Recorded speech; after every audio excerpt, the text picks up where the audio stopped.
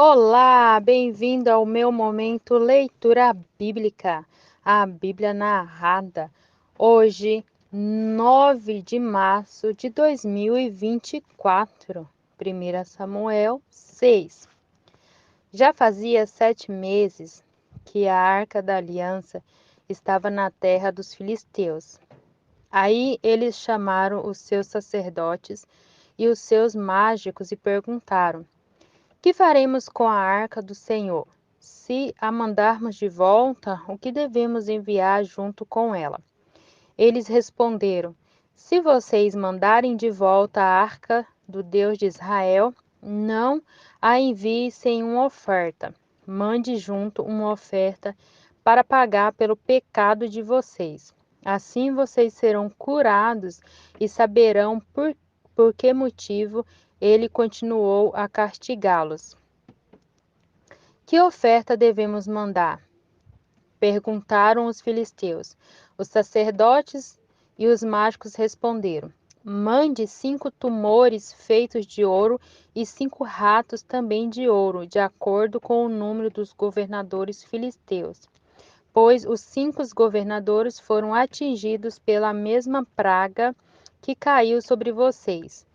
Faça imitações dos tumores e dos ratos que estão destruindo a nossa terra e deem como presente em homenagem ao Deus de Israel.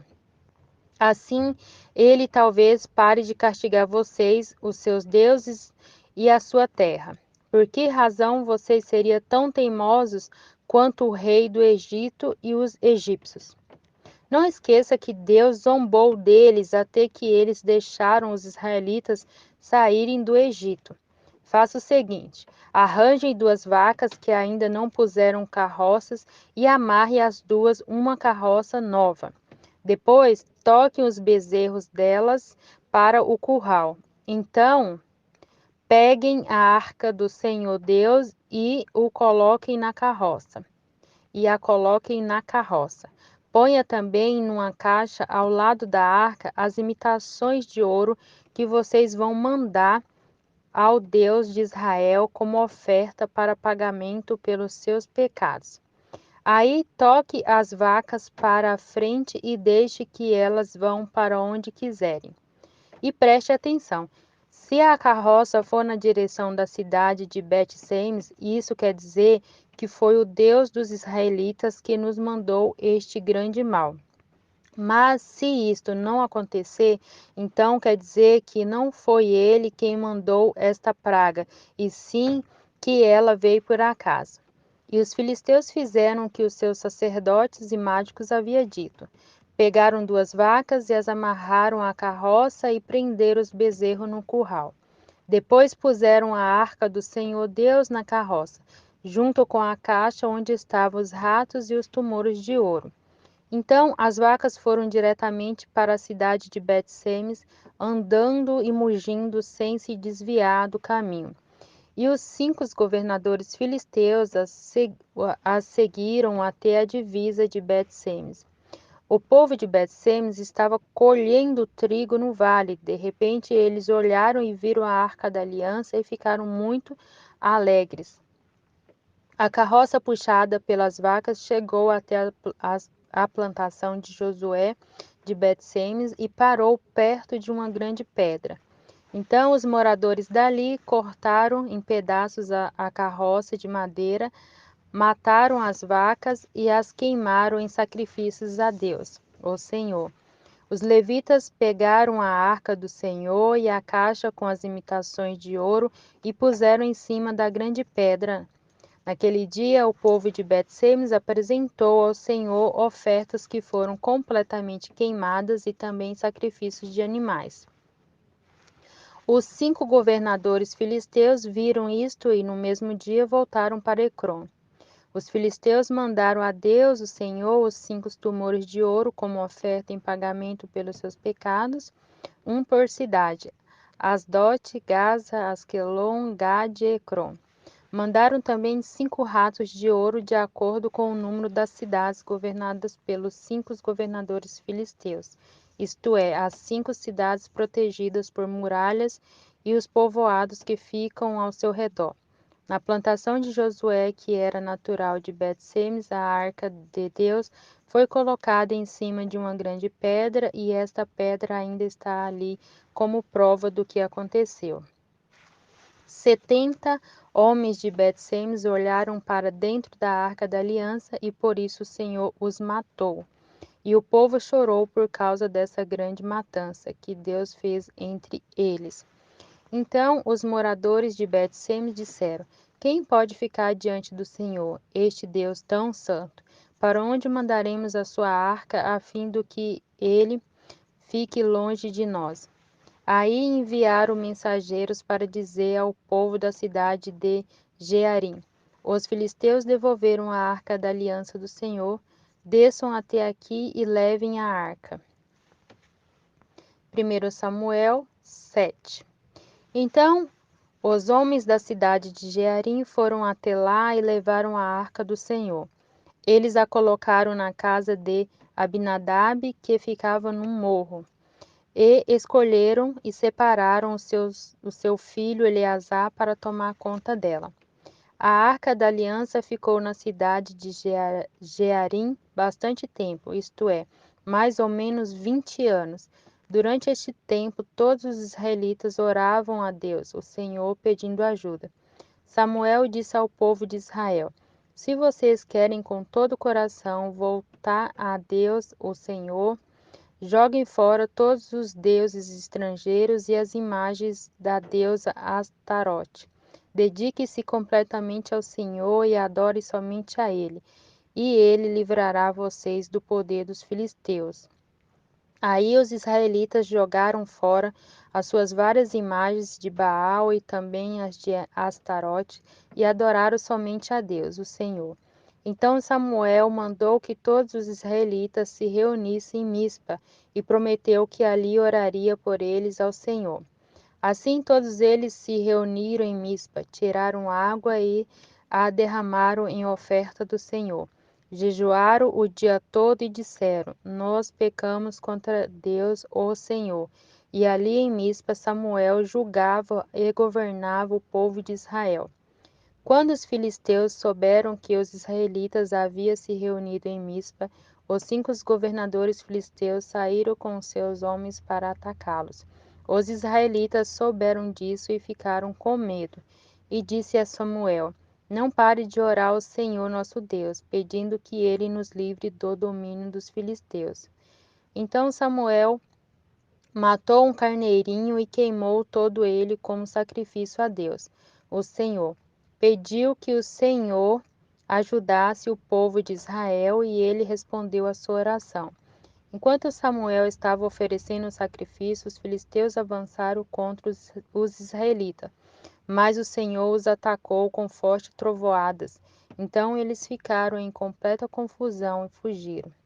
Os israelitas saíram de Mispa e perseguiram os filisteus até Bet-car, matando-os pelo caminho. Aí Samuel pegou uma pedra, pôs entre Mispa e Sem e disse: Até aqui o Senhor Deus nos ajudou. Por isso deu a ela o nome de Ebenezer. Assim, os filisteus foram derrotados e o Senhor Deus não deixou que eles invadissem a terra de Israel enquanto Samuel viveu. Todas as cidades que os filisteus haviam tomado desde Ecrom até Gate foram devolvidas ao povo de Israel. Desta maneira, os israelitas receberam de volta toda a sua terra e também houve paz entre os israelitas e os amorreus. Até o fim da sua vida, Samuel foi chefe e juiz do povo de Israel. Todos os anos ele ia a Betel, Gigal e Mispa, e nesses lugares resolvia as questões que o povo lhe apresentava. Depois voltava para sua casa na cidade de Ramá, onde também era juiz. E em Ramá Samuel construiu um altar para Deus, o Senhor. 1 Samuel 8. Quando Samuel ficou velho, pôs os seus filhos como juiz de Israel. O seu filho mais velho se chamava Joel e o mais novo Abias. Eles eram juízes na cidade de Betseba. Porém, não seguiram o exemplo do pai, estavam interessados somente em ganhar dinheiro. aceitavam dinheiro por fora e não decidiam aos casos com justiça. Então todos os líderes de Israel se reuniram e foram falar com Samuel em Ramá. Eles disseram: Olhe, você já está ficando velho e os seus filhos não seguem o seu exemplo. Por isso queremos que nos arranje um rei para nos governar, como acontece em outros países. Samuel não gostou do pedido deles, então orou a Deus, o Senhor. E ele respondeu assim: Atenda o pedido do povo, não é só você que eles rejeitaram a mim como rei. Desde que eu os trouxe do Egito, eles sempre me têm abandonado e têm adorado outros deuses. Agora estão fazendo com você o que sempre fizeram comigo. Portanto, atenda o pedido deles, mas avise essa gente, explicando com toda a clareza como o rei vai tratá-los. Então Samuel explicou ao povo tudo o que o Senhor lhe tinha dito. E eles dizem: O rei os tratará assim. Tomará os filhos de vocês para serem soldados, porá alguns para servirem nos seus carros de guerra, outros na cavalaria e outros para correrem diante dos carros. Colocará alguns deles como oficiais encarregados de 1.000 soldados e outros encarregados de 50. Os seus filhos terão de cultivar as terras dele, fazer as suas colheitas e fabricar as suas armas e equipamento para os seus carros de guerra. As filhas de vocês terão de preparar os perfumes do rei e trabalhar como suas cozinheiras e padeiras. Ele tomará de vocês os melhores campos, plantações de uvas, bosques de oliveira e dará tudo aos seus funcionários. Ficará com a 10ª parte dos cereais e das uvas para dar aos funcionários de corte e aos outros funcionários. Tomará também os empregados de vocês os melhores gado e os melhores jumentos para trabalharem para ele. E ficará com a 10ª parte dos rebanhos de vocês e vocês serão seus escravos. Quando isso acontecer, vocês chorarão amargamente por causa do rei que escolheram. Porém, o Senhor Deus não ouvirá as suas queixas. Mas o povo não se importou com o aviso de Samuel. Pelo contrário, eles disseram: Não adianta, nós queremos um rei. Queremos ser como as outras nações. Queremos ter um rei para nos governar, para nos dirigir na guerra e lutar em nossas batalhas. Samuel ouviu o que eles disseram, e então foi e concordou e contou tudo a Deus, o Senhor. Ele respondeu: Faça o que eles querem, dê a eles um rei. Aí Samuel pediu a todos os homens de Israel que voltassem para casa. 1 Samuel 9. Havia um homem chamado Quis, que era da tribo de Benjamim. Ele era filho de Abiel, neto de Zeror, bisneto de Becorate e trinete de Afias. Quis era rico e importante. Tinha um filho jovem e não bonito, chamado Saul.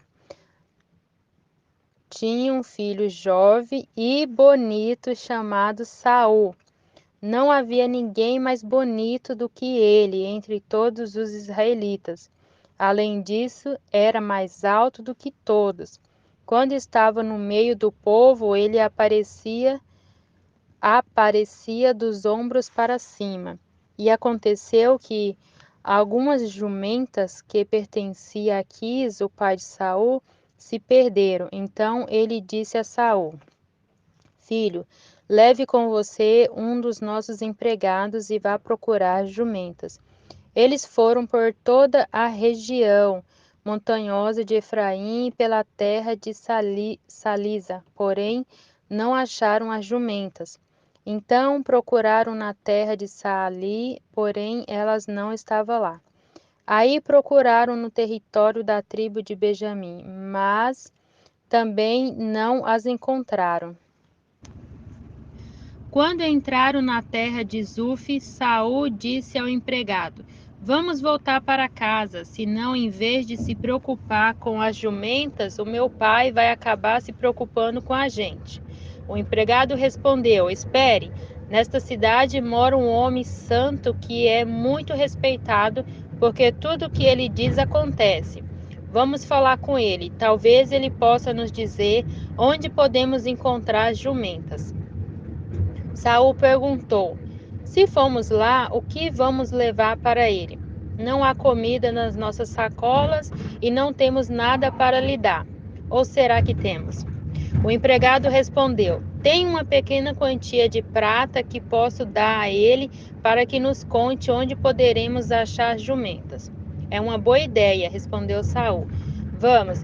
Então eles foram à cidade onde o homem santo morava. Quando estava subindo o morro para chegar à cidade, encontraram algumas moças que estavam saindo para tirar água.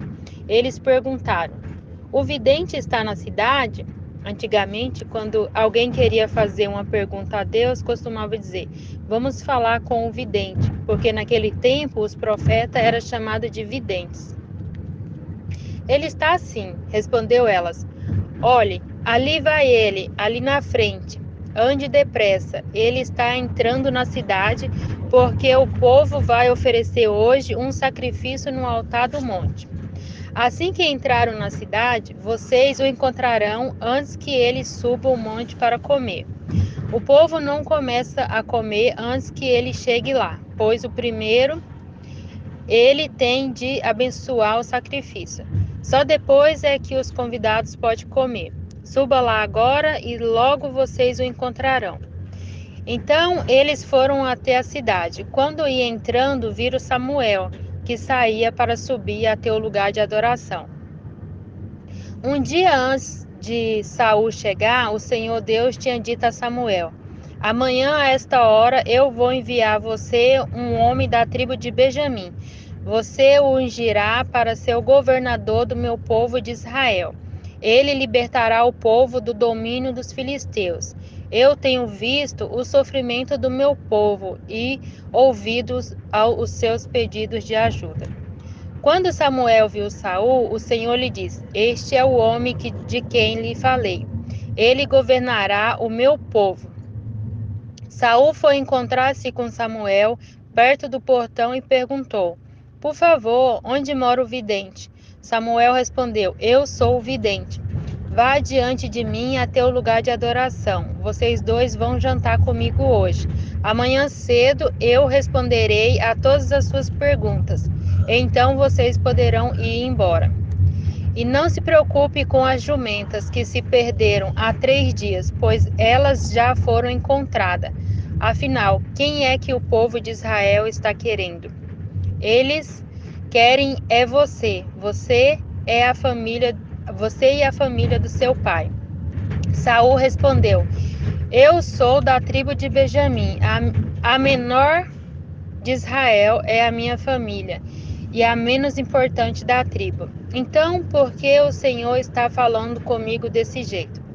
Aí Samuel levou Saul e o seu empregado para o salão de festa e pediu que os dois sentassem à cabeceira da mesa. Ao redor desta mesa estavam sentados mais ou menos 30 convidados. E Samuel disse ao cozinheiro: Traga aquele pedaço de carne que eu lhe entreguei e pedi para deixar reservado.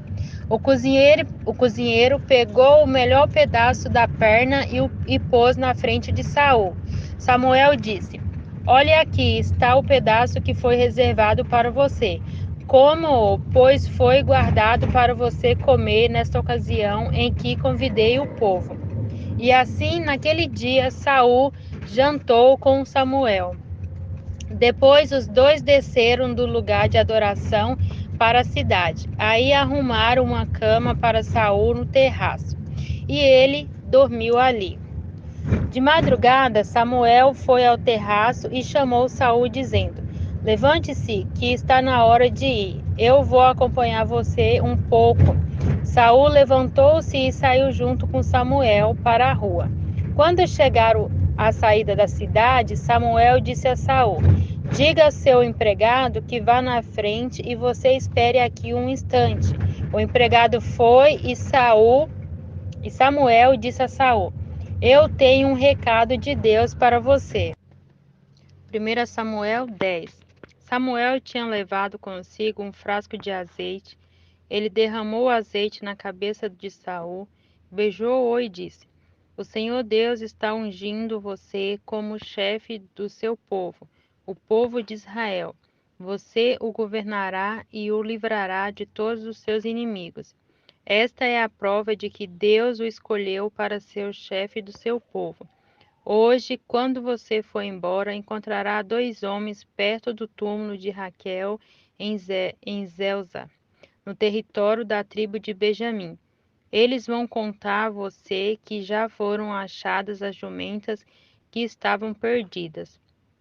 Contarão também que agora o seu pai não está mais preocupado com elas, e sim com você, e que ele está dizendo que pode fazer o que posso fazer para encontrar meu filho? Você deve seguir até chegar à árvore sagrada que fica em Tabó. Ali você vai encontrar três homens que estarão indo a Betel para lá oferecerem sacrifícios a Deus. Um deles estará carregando 3 cabritos, o outro 3 pães e o terceiro um odre de vinho. Eles vão cumprimentar você e vão lhe oferecer 2 pães, e você deve aceitar. Em seguida, você irá para o monte de Deus, em Gibeá, onde há um acampamento dos filisteus. Na entrada da cidade, vai encontrar um grupo de profetas descendo o morro, vindo do altar. Eles estarão tocando harpas, tambores, flautas e liras, e estarão profetizando. Então o Espírito do Senhor dominará você, e você vai agir como um profeta junto com ele e ficará uma pessoa diferente. Quando isso acontecer, faça tudo o que tiver de fazer, pois Deus estará com você. Vá na minha frente para Gigal. Eu me encontrarei com você lá e oferecerei sacrifícios que serão completamente queimados e ofertas de paz. Espere lá 7 dias até que eu chegue e diga o que você deve fazer. Deus mudou o coração de Saul no momento em que ele se despediu de Samuel. E naquele dia aconteceu tudo o que Samuel tinha dito.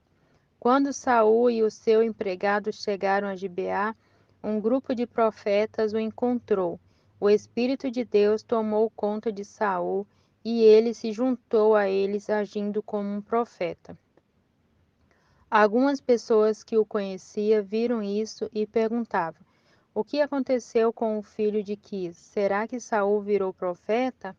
Um homem que morava ali perguntou: E os outros? Será que os pais deles são profetas? Foi assim que surgiu o seguinte ditado: Será que Saul também virou profeta? Quando Saul acabou de profetizar, foi para o altar no monte.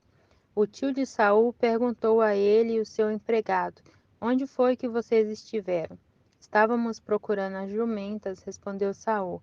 E como não as encontramos, fomos falar com Samuel. E o que foi que ele disse? Perguntou o tio. Ele nos disse que os animais já haviam sido encontrados, respondeu Saul. Porém, não contou ao tio que Samuel tinha dito a respeito de ele se tornar rei. Samuel chamou todo o povo para uma reunião religiosa em Mispa e disse: O Senhor, o Deus de Israel, disse: Eu tirei vocês do Egito e os livrei dos egípcios e de todos os outros povos que os maltratavam. Eu sou o Deus de vocês, o único que o livrará de todos os seus problemas e dificuldades. Mas hoje vocês me rejeitaram e pediram que eu lhes desse um rei. Muito bem. Então reúna-se na minha presença, separados por tribos e por grupos de famílias. Samuel mandou que todas as tribos viessem para perto dele, e o sorteio indicou a tribo de Benjamim. Então Samuel mandou que as famílias da tribo de Benjamim avançassem, e a família de Matre foi indicada. Aí os homens da família de Matre avançaram, e Saul, filho de Quis, foi indicado. Eles o procuraram, porém não puderam achá-lo. Então perguntaram a Deus o Senhor: Ainda há mais alguém? E ele está escondido no meio da bagagem, respondeu o Senhor. Então eles correram e trouxeram Saul, e ele era o mais alto de todos. Aparecendo dos ombros para cima, no meio do povo, Samuel disse ao povo: Aqui está o homem que o Senhor Deus escolheu. Não há ninguém igual a ele entre nós. E todo o povo gritou: Viva o rei! Samuel explicou ao povo os direitos e deveres de um rei e os escreveu num livro, que foi colocado na presença de Deus, o Senhor. Aí mandou todos para casa. Saul também voltou para sua casa em Gibeá. Alguns homens corajosos que no seu coração sentiam a orientação de Deus foram com Saul, mas algumas pessoas de mau caráter disseram: Como é que este homem vai poder nos salvar? E desprezaram Saul e não lhes deram presente.